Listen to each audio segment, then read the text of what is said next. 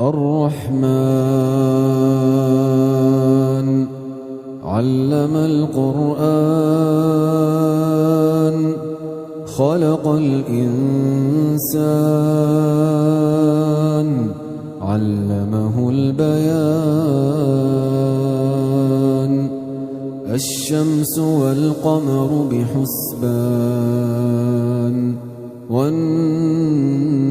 والشجر يسجدان والسماء رفعها ووضع الميزان ألا تطغوا في الميزان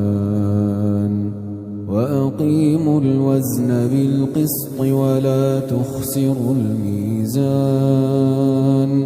والأرض وضعها للأنام فيها فاكهة والنخل ذات الأكمام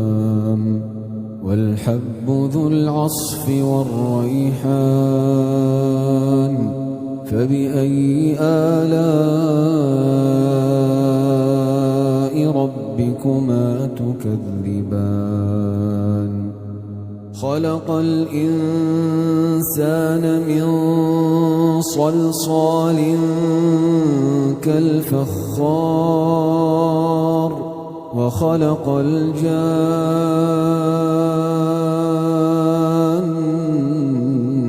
من مارج من نار فبأي آلاء ربكما تكذبان